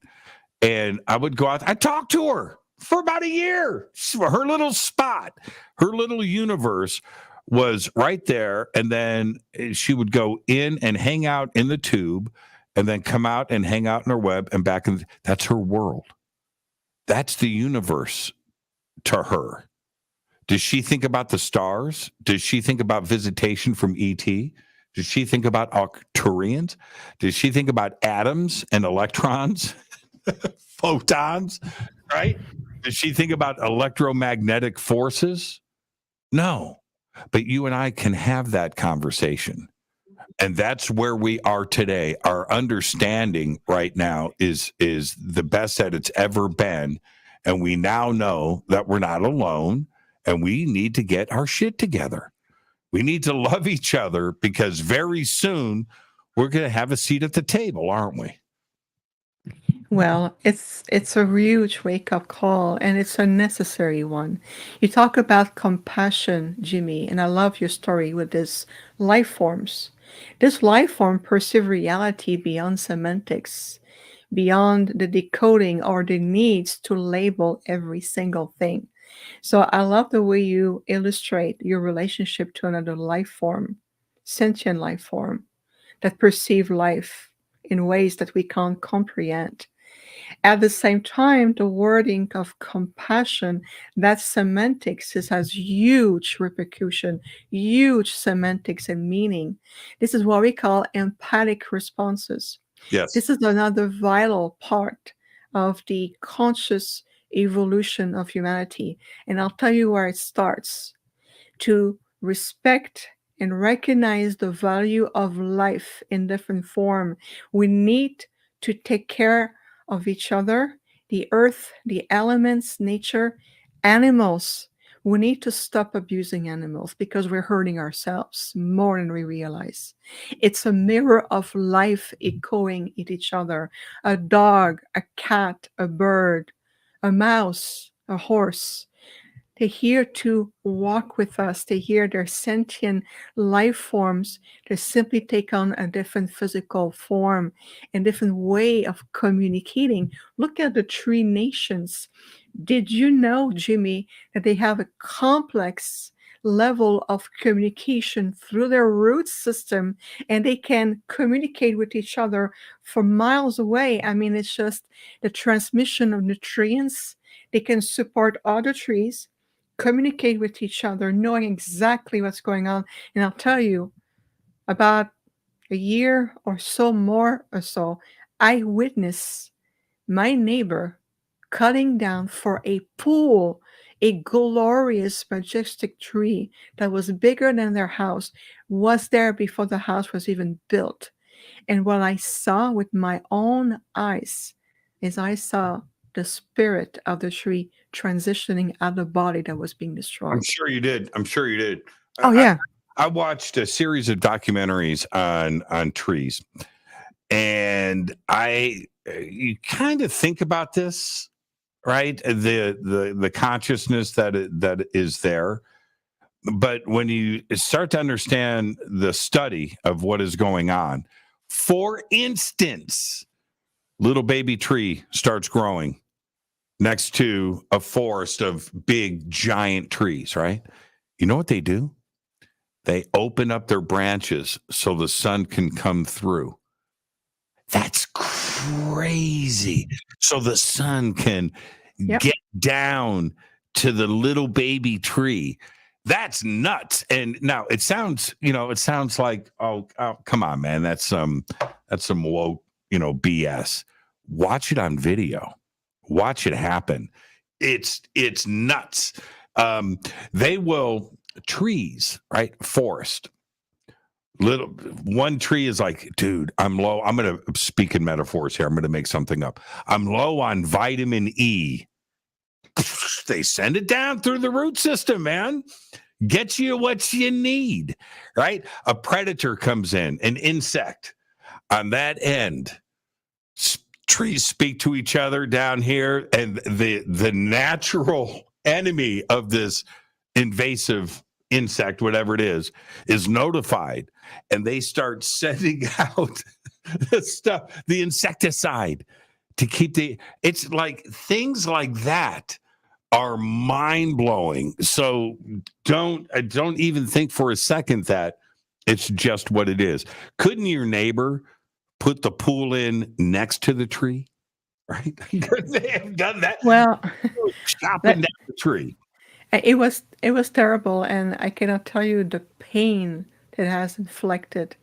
I mean, I felt it. It's just that it's a very narrow, like a L shape yard, and whoever convinced them to put a pool, it's right against the wall with me, so we can see water infiltration already. It was a terrible idea for many reasons, but I can tell I was witnessing to a complete conscious disconnect between those who come and put the pole, and especially those who come and tear down the tree. I went outside screaming on the top of my lungs. My kids can hear me in the house on the second floor. And then they stopped, and two men, not one in particular, went up this not the scale, but how do you call it? A ladder, up the ladder. He looked at me, he stopped everything, he looked at me, go like, why are you screaming? And I said, what are you doing? You're killing my friend. Yeah. This tree is my friend. And he went, well, the owner wants to put a pole. I said, for a stupid pole? You're removing my friend by force? And I can tell you that what happened, we look at the bigger picture on the positive side here. The gift that has given, I know there's a gift, and there's two of them in particular, is I changed the vibration of that man forever. I can tell you that. Yeah. I'm telling you, Jimmy. I'm telling you. Plus, you did. I witnessed another gift. What's that? The other gift is I saw the elemental kingdom opening, coming together, and I was calling for aid. They came. I witnessed that with my eyes open. The elemental kingdom open, and I saw this portal of light opening, and I witnessed this giant being, what was the tree consciousness, as tall as the tree it was, the body form. And the soul, or the essence of the tree, was allowed to transit into another aspect of reality. And that aspect is coexisting in my yard because they know that I'm consciously aware and attuned to that. And when the portal closed, the consciousness of the tree said, let it go. It's just a dead body by now. I am okay. Yeah. I can see that. I spent, I love that story. I spent about 6 months in Northern California a couple of years ago. And while I was up there, living in the Redwoods, deep in Northern California, and until you can visit the Redwoods, okay, but when you live in my brother's front patio, 500-year-old redwood, he lives in the redwood forest. thing is like 15 feet, its base, right? Giant. I don't even know how many, 500 feet tall. Incredible tree. And so anyway, when you live amongst the redwoods and you see the cooperation, the wind coming through, and those giant 400 foot tall redwoods all blowing in the wind together, and the communication of how, and the sounds, you have everything else with nature that's going on at the same time, right? The wildlife and stuff. They have got it figured out. This is nature working in harmony amongst itself, right? And we as humans, we're the exact opposite of that. We are doing everything we can not to cooperate with Mother Nature. But yeah, I've experienced it, and to think that there isn't some communication going on there in consciousness. One of the things I'm going to ask you right now, I'm still trying to figure this out in my own mind. I have no proof either way. Is consciousness physical? Is it part of the physical, or is it non-physical? And I think it's one of the deeper philosophical questions that we can ask ourselves.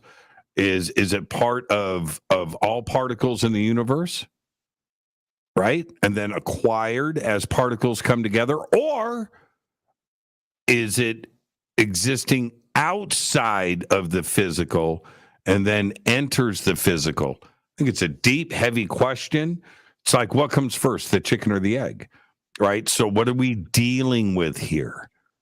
Right? I'm still trying to figure this out. I'm not even sure if the Dalai Lama can answer that. Maybe he can. But let's give him a call. Yeah, I've got him on speed dial. He's got a flip phone, by the way. He's got a flip phone. But yeah, what do you think? Is consciousness of the physical first, or does it exist outside of the physical? Let me ask you this. Let me get you on a journey to illustrate the answer we're about to provide. So think of it for a moment. Do you identify yourself as a physical being? Or do you identify yourself as an eternal, holographic, interdimensional divinity of light? What's come first? The answer is you are first and foremost pure thoughts, pure energy. You come from the one singularity of prime creator, express itself in a multitude of holographic projection. So the physicality that you're expressing in this body is simply another way of expressing yourself. So it's very similar to me to consciousness. Something as unpalpable as the air that we breathe. Can we quantify the air? Well, there may be a chemical composition that we can have, and the chemistry have H2O for water and all these formulas. And that's fine. That's theory on paper. At the same time, how can we truly grasp the true nature of the elemental of the air, turn into oxygen, turn into a very complex system of nourishment that goes through the respiratory tract to the bronchial, feeding into your bloodstream, and all of this. Yet we're still talking about something that is untouchable and impalpable, but yet we recognize as real. So consciousness is something very similar.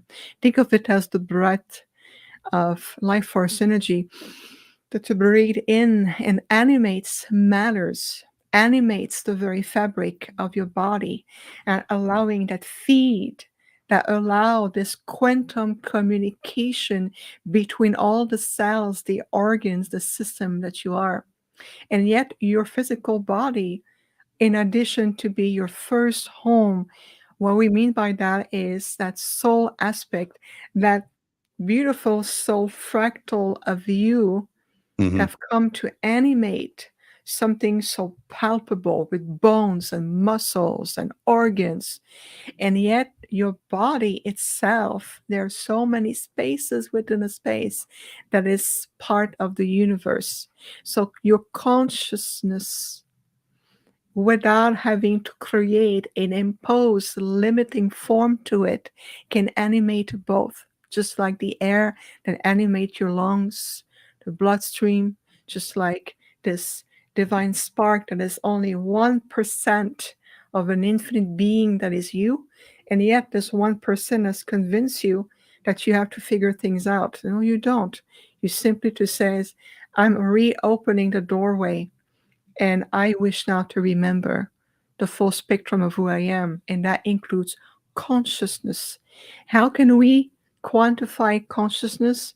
Is how you express it in thoughts, complex languages, creativity, expression, even through music and arts.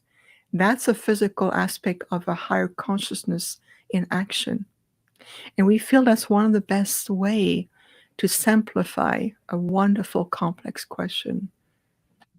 Yeah, and here's the other part of that where okay, I'm going to make this really quick because I want your reaction to this. At the end of Brian Greene's latest book,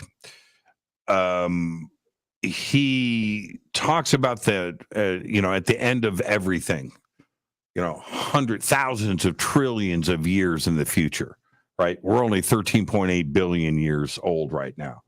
All right. So when we are talking about hundreds of trillions of years in the future, it's after all the stars have burned out. It's after all the planets. It's after everything has come apart and gravity and everything else.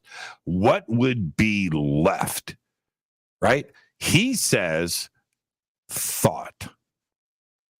Thought continues. Okay, now let's stop on that for a second. So he says thought. You and I say consciousness, but he's a physicist. He's not allowed to say consciousness, right? It's illegal, right? Okay, so, but he says thought. So now let's back up again and let's talk about the infinite. Infinite going bigger, you just double numbers, and at the end of whatever you're done with, you just add another digit. And infinite is frigging huge, right? It doesn't end. But it also goes in the other direction. So you take one, you cut it in half, you have a half, and you can always take that number and divide it into two, right? No matter how small the number is, it can get smaller. Is it the same with particles and us, our bodies, the physical? And so I am sure that what Brian Greene is referring to, thought would still need energy to think. It's got to get energy from somewhere. And if that is the case, we're dealing with particles that are infinitely small, right? Forget about string theory and atoms. Talking about every little thing, those strings in string theory are made up of something, and you can divide those. You understand what I'm saying? And that's where, when we talk about thought being at the end of everything, it just may be particles too of something that we don't understand and that are so small we can't imagine, but they would require energy. And it's not, consciousness isn't existing by itself. There's got to be something there to it to exist in. And that's, it's a strange thought experiment, right? But in the end, if thought is all that's left, isn't that consciousness? Isn't that reincarnation? The thought, the memories of Cleopatra still exist. If we can breathe her air today, then she exists today, and so would any ET being from the other side of the universe, right? We always find the human mind very fascinating. And I love the fact that you bring in so many overlapping concepts altogether, from infinity to incarnation. Now, let's come back to a little bit more of essential foundations. And for those who are listening and will be listening, you may say, well, what has this conversation got to do with mother ET contact? Everything. So let's come back to it, because this is big. And I love that, Jimmy. So a thought requires energy, so you said. And what is energy? Energy is light. Light is omnipresence. if you look at those people who experience the void, the return to all there is, where there is no forms, no identities, no seemingly presence, just is, where you are in the presence of the infinity of a supreme intelligence that may be expressed in form of different thought. But at this level, the word thought has a complete different meaning, expression. It may not require the same level of energy as a scientist would explain it now. And by respect to those who write books like this gentleman, yes, it's a theory, but keep in mind, however, that even timeline, even trillions of years from now, everything is a complex state of flux. Who says that by the time we seemingly reach that point in space and time, that we were simply coming back into the perfect mind or the perfection of the prime creator, That's where we're right. simply coming back to point 0 point. That's it. 100%. Yeah. 100%. 100%. 100%. I did a whole presentation. I'm so glad you said I did a whole presentation on this about a year ago by myself, a solo presentation. Oh, wow. But that's if we stop and think about this concept, right? It is cyclical. That's all it is. It's cyclical. It's just going through the motions again. Something created us. That's it. That's it. I don't know who, right? I don't know who that is, but they are really smart. You know why? Because they went through the process infinite times, right? When we go back in time, that's a long ways, and it doesn't end. It doesn't end. It does. 13.8 billion years old. There is infinite history behind that 13.8. Infinite. Infinite. Has consciousness learned? How many times has thought learned something? Well, it's been going on for a long, long time. You know, so our DNA is divine. It's divine. It's perfect. The human brain is perfect. It's perfect. It's not an accident. Right? It's not an accident. But you think it's Exactly. And it's all ties up with the title of this today, the series, Modern ET Contact. It's understanding and returning to that point of complexity and infinite intelligence that even coexists in your body itself, your DNA, your codons. How much energy you carry can be enough to feed an entire city. And so when it comes back to establishing more conscious form of communication, it comes down to clear your filters, clear your 3D expectations, return to living through empathic responses, compassion, respecting life, respecting yourself, and then your brothers and sisters or your neighbors from different galaxies, so to speak, and just a figure of speech, will come back and says, now you're ready to have a conversation with us, because you're going to be in the same place where you understand the language, and it won't be verbal communication as you know it right now. I'm telling you, it's a more complex and more effective way of communicating, and the transmission of those thought forms, which is the speed of thought. It's there, and it carries everything you need to know. It's almost like a much modern, really elevated, complex fiber optic that transmit everything that you need to know. Yeah, 100%. And for anybody that ever questions any of this, I can just speak of the basics. I will just speak of the science of this, what we know today. And that is meteors, asteroids, comets carry DNA, RNA, the basic amino acids of life throughout the universe. That's right there, right there. How has nature figured that out?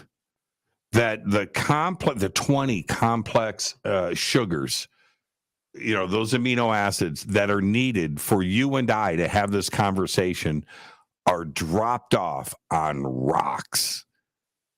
That's nuts to me. That's not coincidence. That's not luck. That's not random. But are you crazy? That's not random. That is spiritual. That's divine. That's something. I don't know what it is, but it's not an accident.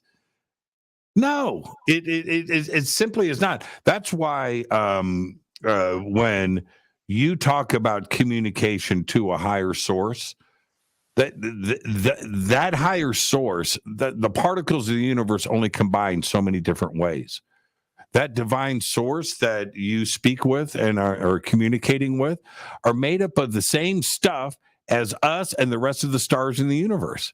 Wait, you think there's some kind of magic particle system that they are operating on that's different? No, it's all the same. It's all the same. It's been dropped off here and it was dropped off there. So why would we expect something different? No, it's all the same everywhere, Vivian. This is why it's a grand return, Jimmy. This is very much 2023 and 2024. You are in two very strategic years, if you want to call it this way, two very important timelines in your history to says, wait a minute, I am made of the same fabric as stars and planet. That means that I'm going to start to ask different questions about myself. I'm going to start to listen to different part of myself and let behind, release myself from the same little chattering that convinced me that I'm small as a grain of salt. No, you're giant as a planet, as a star system. It's just you're starting to rediscovering the true potentiality.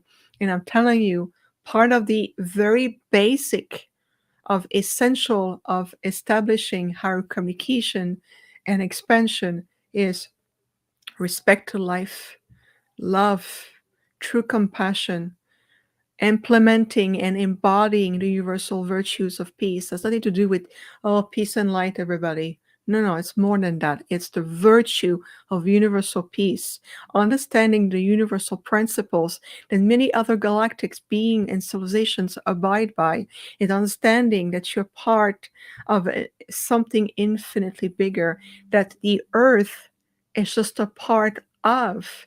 So we're here to concentrate here. It's almost like, the image that comes to me, Jimmy, it's almost like we see someone who broke down on the side of the road, and out of the blue, you start to see 20 cars stopping on the side of the road and push that one car to safety. And that's what reminds me is we're all hands on deck, all hands on deck. And so our intergalactic brothers and sisters and a different level of spheres of council and star regencies and a high council of this and a high council of that is we all deck, all hands on deck. And how you play your role here, because you're the one in physical incarnation, you're the one who has the most impact. That for those who come from higher dimensional state and will help you, will guide you, will be there and make difference. But you're the one ultimately who makes the most impactful energies and difference, because we are the ones boots on the ground.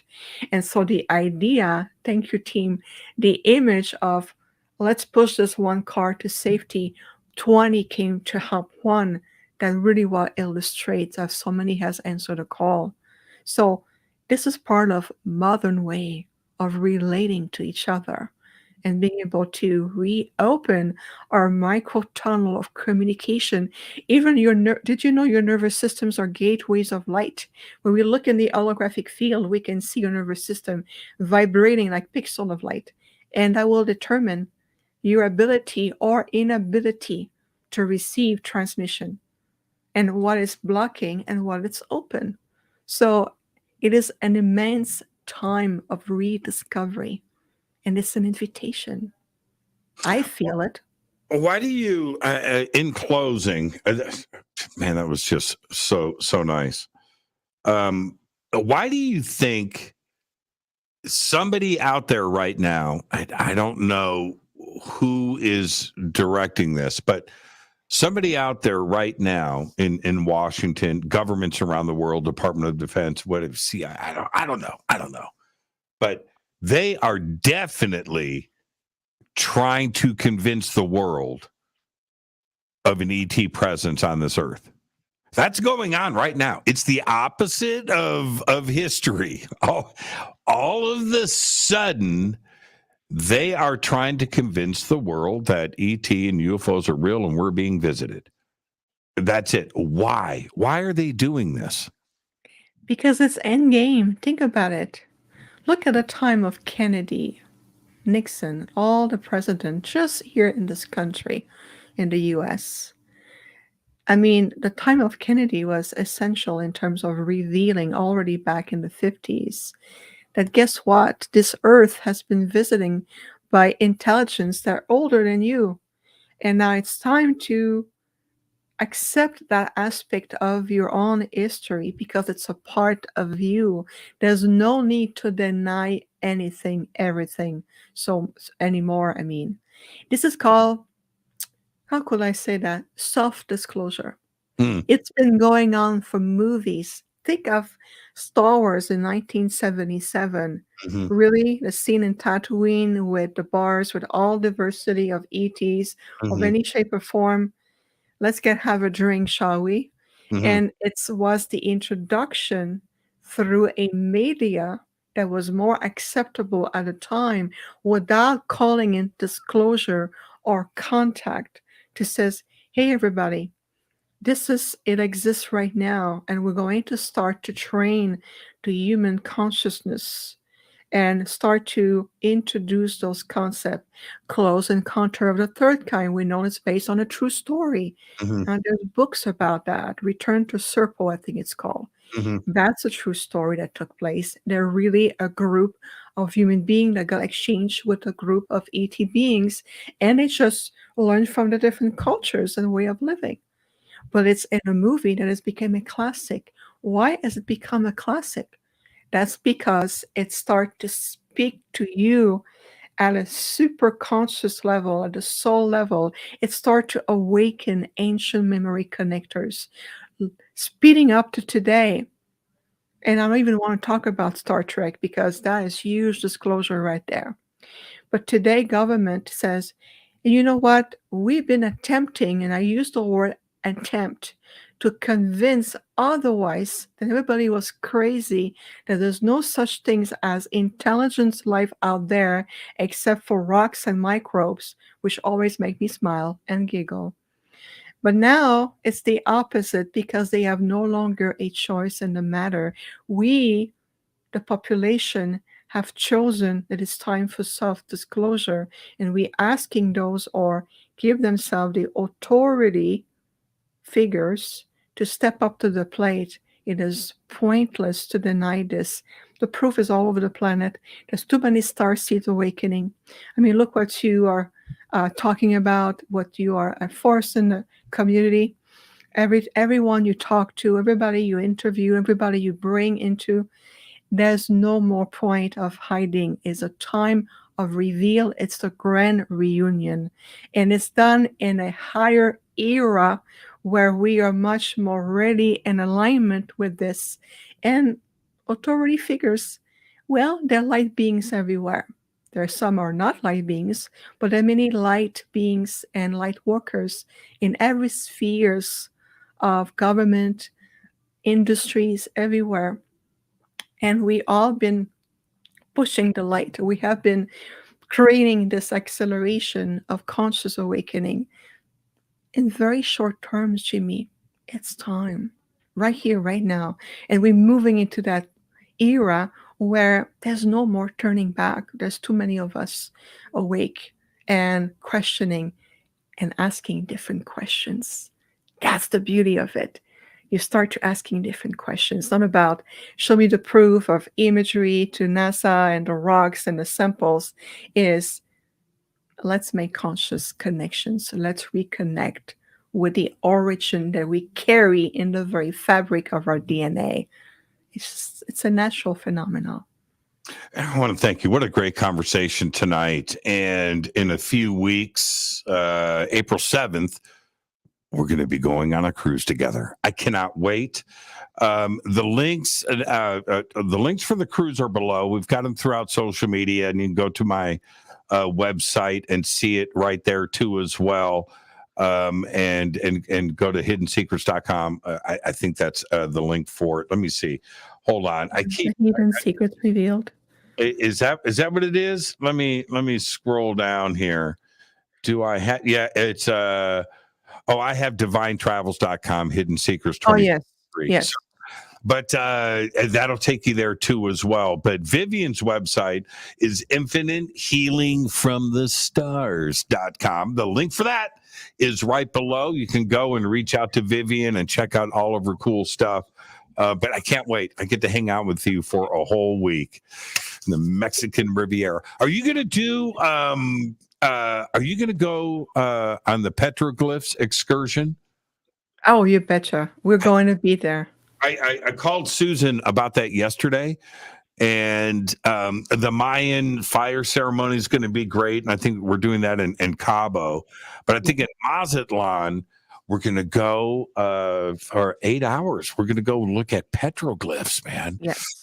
I cannot wait. It's going to be great. We're going to be sky watching every night. We're going to have seminars all day, a great community. We've got the whole conference center on the ship to ourselves for that 7 days. Yeah, it's going to be phenomenal. So the links for the cruise are below. InfiniteHealingFromTheStars.com. Vivian's link, it's below. I also put it up in the chat. Vivian, safe travels out here to Los Angeles, and I'll see you in 3 weeks. See you in 3 weeks, Jimmy. I cannot wait. And thank you so much. And my husband, Peter, says hello to you. He cannot wait to see you. My man, Peter, my man. I wear Peter stuff every night. Oh, Yes, I've got it. I've got it. And, yeah, I should have brought it into the studio for the show. Tell Peter I said yo, and I'll see you guys in 3 weeks. Much love to you. The best. Vivian Chauvet. What a perfect conversation tonight here on the show. Absolutely perfect. And wow, Vivian's links are below, and of course the cruise links are below as well. Tomorrow night, live here in the bunker, I've got Chuck Fay. He is here from Hong Kong.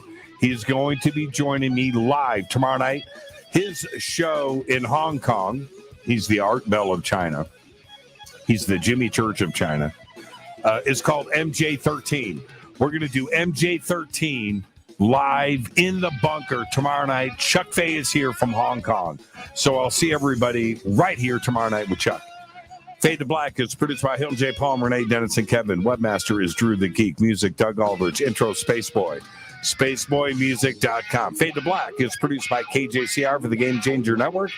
And this broadcast is owned and copyrighted 2023 by Fade to Black and the Game Changer Network, Inc.